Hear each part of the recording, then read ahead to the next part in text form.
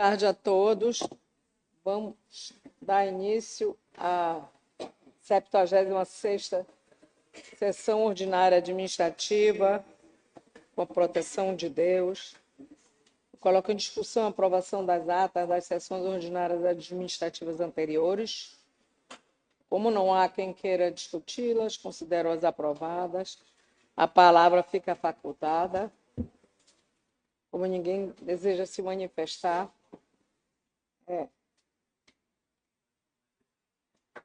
e não existe mais processos administrativos a serem apreciados, convoco-os para a próxima sessão ordinária administrativa, no dia 5 de dezembro de 2025, às 9h30, de forma híbrida. Declaro encerrada a presente sessão e, como há quórum legal, eu declaro aberta a 76ª Sessão Ordinária de Julgamento. Discussão e aprovação das atas das sessões ordinárias de julgamento anteriores e da ata da 14ª Sessão Ordinária da SEJUI. Como não há quem queira discuti-las, considero aprovadas. Vamos, então, ordenar a pauta. São 5 processos pautados para julgamento e eu vou perguntar, primeiramente, para a doutora Juíza Rosa de Fátima Navegante. Vossa Excelência tem 2 processos. Vossa Excelência julga? Sim, Excelência. Obrigada. Doutor Juiz Marcos Alan. Vossa Excelência julga, doutor? Julgo, presidente. Obrigada. Marcelo Lima Guedes. Vossa Excelência julga? Julgo sim, senhora presidente. É um processo. Tiago Nasser Cefé. Desembargadora, o meu eu vou adiar para o dia 11. Vou fazer um ajuste, vou adiar para o dia 11. O processo de relatoria do doutor Tiago Nasser Cefé está adiado para o dia 11. Então, vamos dar início ao julgamento. Pela ordem, é o processo de número 1, é da relatoria da Juíza Rosa de Fátima Navegante, número 060-0604-46, 2024, 614-0106. Origem: Paraopebas. Assunto: candidato eleito, corrupção ou fraude. Cargo: vereador. Candidatura fictícia. Percentual de gênero.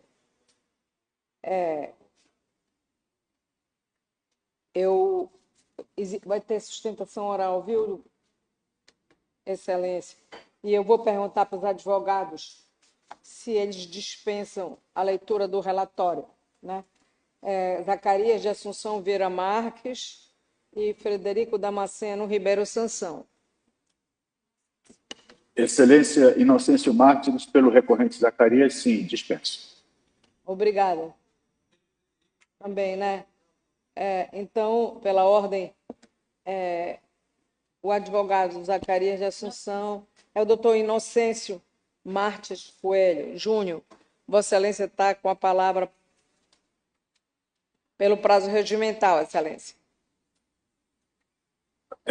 Obrigado, presidente, senhoras desembargadoras, senhora juíza, senhores juízes, eminente representante do Ministério Público.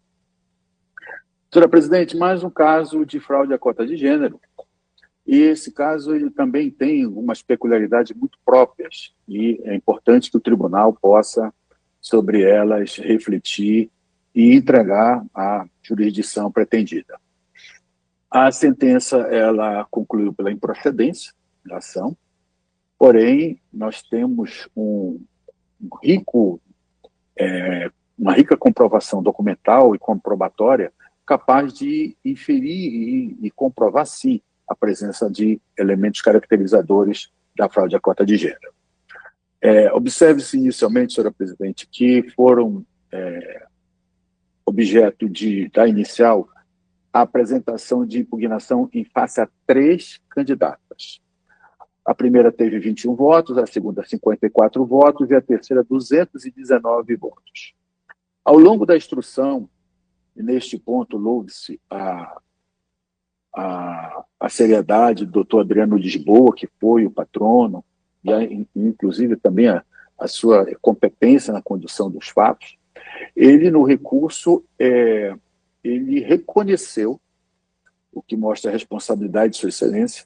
Ele reconheceu que a candidata que obteve 219 votos, ela efetivamente comprovou que tinha participado de forma efetiva da campanha. Ou seja, nós não estamos diante de uma candidata fictícia, aquela que teve 219 votos. E a conclusão não foi apenas pela base numeral dos votos, muito pelo contrário. O que existiu ali, efetivamente, foi a comprovação de que essa candidata teve, sim, propósitos e teve condições de participar efetivamente da campanha. E eu faço esse destaque, Excelência, porque lá na frente nós vamos fazer um link em relação às demais. Então, o recurso intentado, ele se baseia tão somente em relação a duas candidatas, que tiveram 21 e 54 votos, respectivamente. E a sentença, ela enumerou alguns tópicos que precisamos refletir e considerar, até porque vários deles vêm sendo afastados pela jurisprudência da Corte.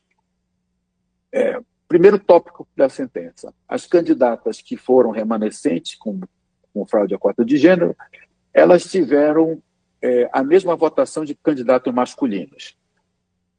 Esse entendimento, presidente, é bom rememorar que desde o julgamento do processo do Tauá, o 1459-41, a própria Corte já afastou esse critério ao acompanhar e valorar o voto do juiz federal Josairto de Aguiar Portela, tendo Sua Excelência afirmado que já era pacífico na jurisprudência do TSE de que não se aplica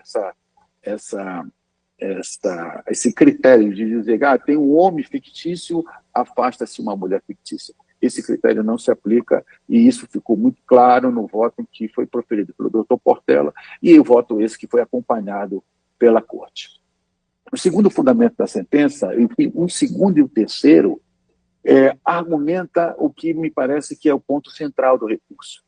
Alega que as candidatas fictícias, elas teriam produzido atos de campanha. Pois bem, aqui, presidente, a verdade não é bem essa, né? Na realidade, nós temos atos de campanha, mas não atos genuinamente de campanha. O que existe e que foi comprovado foi uma ativa participação das candidatas na pré-campanha.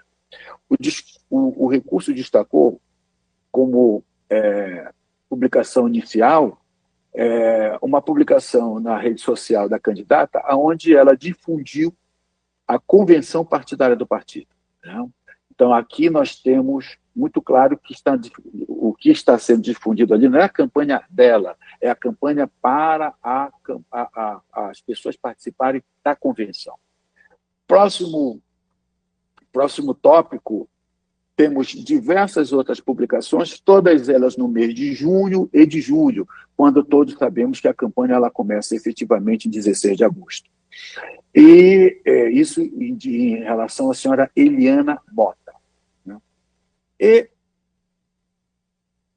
a senhora Eliana, ela efetivamente, de todas as provas de campanha que ela produziu, ela conseguiu apresentar uma única, datada do 10/9, aonde ela efetivamente, na rede social Instagram, ela divulga a campanha dela. Então, ao longo da campanha, nós tivemos a comprovação no processo de uma única publicação em rede social. Em relação à outra candidata, Ana Lúcia, aconteceu a mesma situação, ou seja, nós temos diversas publicações antecedendo o período de campanha, ou seja, na fase pré-campanha, e duas publicações envolvendo a campanha propriamente dita. Então, presidente, essa é a situação de atos de campanha.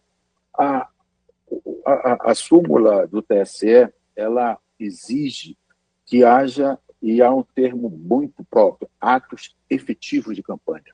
Ou seja, nós não estamos aqui presentes de atos efetivos. Na realidade, nós temos atos isolados e pontuais que não satisfaz o desejo da súmula 73. Passo seguinte, presidente, nós temos caracterizado aqui uma prestação de contas sem arrecadação e sem nenhum gasto de campanha. O juízo afastou esse argumento sob o fundamento de que isso deveria ter sido debatido na prestação de contas. O recurso cita precedentes do TSE, do ministro Gilmar Mendes, dizendo que existe uma autonomia da instância, uma coisa não influi na outra.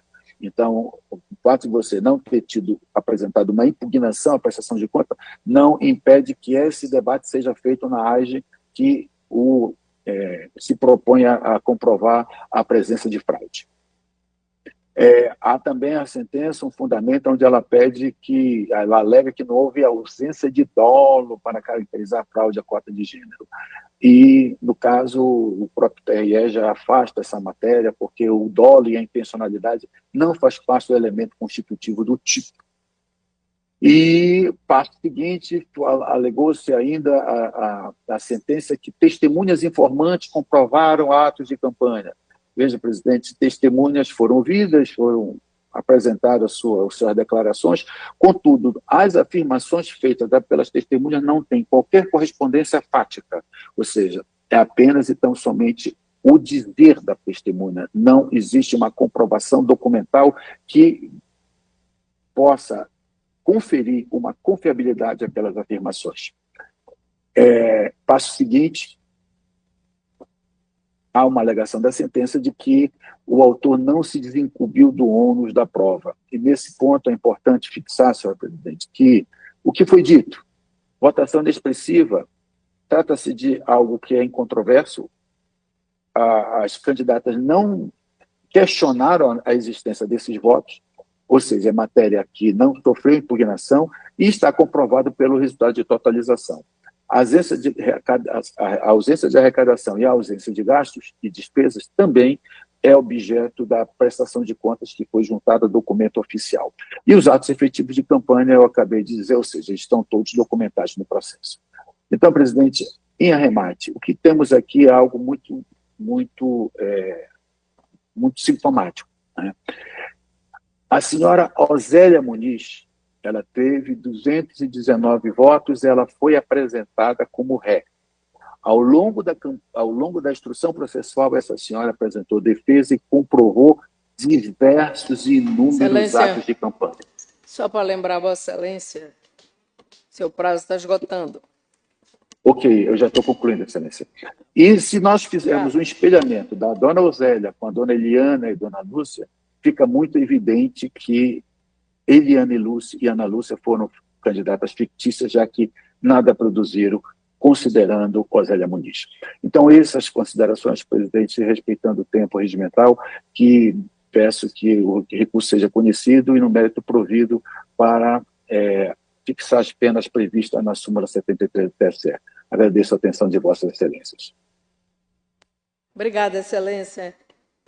A palavra com o advogado Wellington Alves Valente. Vossa Excelência tem a palavra no prazo regimental. Boa tarde, senhora presidente desta sessão. Boa tarde, senhora juíza relatora.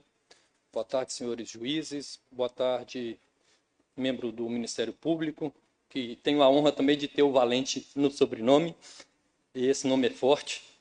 E boa tarde a todos os colegas advogados que aqui estão presentes, servidores e a todos que nos assistem pela rede mundial de computadores.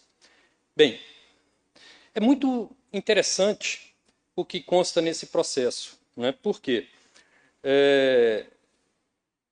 Dentro do que nós aprendemos no direito, e aí eu vou pedir licença a essa corte para citar um trecho de uma obra denominada O Poder Judiciário e a Interpretação do Direito, do autor Nelson Saldanha, publicada na revista da Faculdade de Direito da UFMG, onde ele nos brinda com a seguinte lição: o que se interpreta não é apenas a lei, mas um contexto ou uma porção da ordem, e o que se aplica, no fundo, não é bem a lei, mas o direito, ao qual a lei serve como instrumento de explicitação da norma. Se nós, e é importante, o eminente doutor Inocêncio, que me antecedeu aqui nessa tribuna, ele, talvez por um esquecimento, deixou de falar que, nesse recurso, uma das primeiras providências que o recorrente adotou foi tentar incluir mais um autor na ação no momento de recurso processual, sob a alegação de que ela teria interesse no desfecho da representação, por ter sido candidata. Olha, isso para mim é uma coisa que soa, assim, no mínimo, estranho, né? E eu tenho certeza que esta corte irá de pronto rejeitar esse pedido, porque não faz o menor sentido. E mais, quando nós passamos a fazer uma análise detida das razões recursais, nós vamos ver de maneira muito clara que o recurso não passa de uma replicação das manifestações contidas na peça vestibular, deixando assim de atender o que estabelece a súmula 26 do Tribunal Superior Eleitoral, no tocante à necessidade de se atacar fundamentadamente todos os pontos da sentença, né? Também, dentro dessa mesma linha, né, das razões de forma genérica, né, vou só pedir vênia a essa corte para rememorar o que consta na súmula 26 do TSE. Diz assim, abre aspas, é inadmissível o recurso que deixa de impugnar especificamente fundamento da decisão recorrida, que é, por si só, suficiente para a manutenção desta. Na manifestação em tribuna do nobre advogado, ele faz um resumo, mas aquilo que não consta na ação, nas razões recursais, de forma clara e precisa. Quando se faz uma leitura da peça recursal, o que se encontra, o que se vê, é nada mais do que uma replicação das manifestações contidas na peça vestibular. Ainda quanto à questão das candidaturas, né, da alegação de fraude na cota de gênero, por não ter havido, supostamente, campanha eleitoral, deixou-se na manifestação e no recurso de dizer que consta nos autos material acervo probatório em diversas oportunidades onde se verifica a presença e a participação das 3 candidatas citadas em atos de campanha, inclusive em reuniões, em comícios, inclusive acompanhando em passeatas e caminhadas o candidato majoritário. E também todos esses atos de campanha, eles foram devidamente corroborados pelas manifestações em sede de audiência de instrução, quando ouvidas as testemunhas. E o mais interessante, durante a instrução processual, conforme consta nos autos, não houve nenhuma contradição entre todos os testemunhos apresentados. Nenhuma contradição. Todos eles demonstraram de maneira clara e precisa em relação a cada uma das candidatas cuja candidatura foram questionadas, demonstração clara e evidente de que elas efetivamente participaram de atos de campanha. Ora, se assim não tivesse sido, né, como que a candidata teria obtido 21 votos, ou mesmo 54? Vamos supor que a pessoa que, fazendo uma fraude à cota de gênero, pedisse voto apenas para a família, será que conseguiria trabalhar 54 pessoas para votar nela? Conseguiria 21 pessoas para votar nela? Nós já vimos casos aqui que nem a própria candidata votou em si mesma. Agora, dizer que nesta situação aqui não houve participação em campanha por parte das 3 candidatas, ora, aí é desafiar o bom senso, no mínimo, né? No mínimo. E aí nós vemos, né, o que às vezes a gente não percebe, porque nós às vezes não exercemos a nossa capacidade de ter a visão além do alcance, de enxergar aquilo que está oculto naquilo que nós estamos vendo, naquilo que nos é aparente. Por que então que numa atitude de bom samaritano, o autor, em seu recurso, reconhece, de repente, que a candidata Osélia fez campanha, que teve 219 votos, mas que a outra candidata, que teve 54, não fez campanha, que a outra candidata, que teve 21 votos, não fez campanha, sendo que, ao examinar as provas contidas nos autos, nós nos deparamos com diversos elementos comprobatórios de tais situações. E mais, doutora relatora, consta nos autos documentos, fotografias, arquivos de vídeo, publicações na rede mundial de computadores, Instagram, Facebook, de diversos candidatos, que não foram apenas as 3 pessoas, foram todos os candidatos da chapa do Partido Liberal de Parauapebas, onde há informações mostrando a participação das 3 candidatas em outros atos de campanha realizados pelos candidatos, pelos demais candidatos. Isso está nos autos. E é muito interessante que, nesse sentido, a jurisprudência do Tribunal Superior Eleitoral ela é pacífica, que há a efetiva necessidade de prova robusta para se declarar a ocorrência de fraude à cota de gênero. E mais, né, nós estamos diante de um processo em que há nos autos, repito e enfatizo, farta documentação comprobatória da participação das candidatas nos atos de campanha do Partido Liberal. E também a súmula 73 do Tribunal Superior Eleitoral, ela é muito clara no sentido de que o julgamento para estabelecer se a ocorrência da fraude à cota de gênero, ele não pode ser dissociado de todos os elementos constantes no processo. Tem que se considerar todas as nuances existentes dentro daquela situação. Né? Não pode apenas pegar um determinado ponto e fazer com que ele prevaleça sobre todas as outras situações. E é muito interessante que todas as prestações de contas dos candidatos e das candidatas questionadas foram devidamente aprovadas. Consta nos processos de prestação de contas a aprovação e o trânsito em julgado dessas aprovações. Não se discute em AGE que visa demonstrar fraude à cota de gênero questões relacionadas com prestação de contas. Tem um rito próprio, tem um momento próprio. Não é dentro de uma AGE onde se busca apurar a ocorrência ou não de fraude à cota de gênero. Então, nesse sentido, eu peço que essa Corte examine detidamente todos os elementos constantes nos autos, porque isso permitirá a confirmação da efetiva necessidade de se manter a improcedência determinada na ação em sede de primeira instância. E este fator é de fundamental importância porque o Ministério Público, que é o fiscal da lei, entendeu não estarem presentes os elementos que pudessem validar a pretensão do recorrente. E mais, por força do disposto na súmula 26, este recurso sequer deve ser conhecido, muito menos provido, por ausência dos elementos necessários. Eu agradeço a atenção de todos e aguardo o julgamento.